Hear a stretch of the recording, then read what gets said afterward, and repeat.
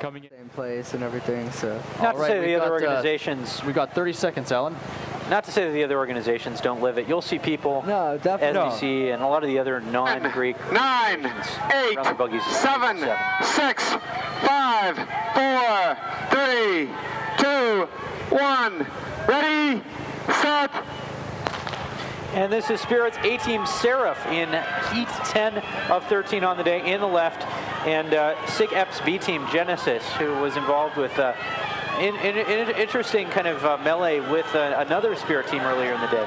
Spirit's having a pretty good first hill time, getting up to the top of the hill about 17 and a half, 18 seconds. As SigEp a little slower coming around the corner. Spirit getting ready to push off into the free roll. Good solid push into the free roll. And SigEp finally making their push into the free roll. As they hold on to the buggy a little longer, their second hill pusher falls, and the buggy swerved a little bit right after the push. So we'll see if that causes it to lose a little bit of its momentum going through the free roll. Spirit free rolling very well in SigEp, which I think is a newer buggy, as their B team was, most of their other buggies were a little older. As it comes up to the stop sign and reaches the stop sign, crosses it in 55 seconds. Not a bad time for Spirit's A-Team. In line with some of the more competitive teams as they reach their first flagger, and there's plenty of distance between the buggies, no issues going into the chute. Finally reaching their first flagger was SigEp, and coming into the chute here, Spirit, they've had some issues in years past.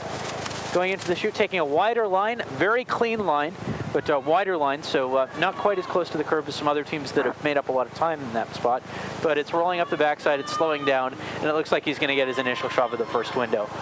SigEp finally picking up their buggy and getting that at about the third or fourth window. Not a bad free roll for it, even after the kind of swerve at the initial part and the fall by the hill 2 pusher.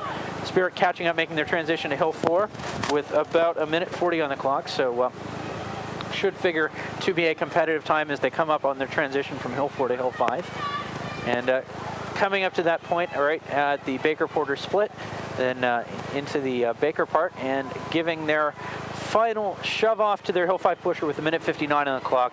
So this will probably be about a 2:18, 2:19 time.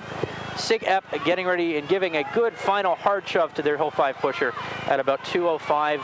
Don't know if SigEp is going to make the second day, but still not a bad time by either team as Spirit comes close to the finish line, and it looks like they're going to cross it with about 2 minutes and 19, 2 minutes and 20 seconds. Reasonable showing by that team, might be good enough to make it to the second day. And then finally crossing the finish line is SigEp with a time of 2:28, which is a pretty strong B team time and shows a lot about the improvement of their program. Let's send it back to you guys up at the top of the hill. All right, we're back here at the top of the hill.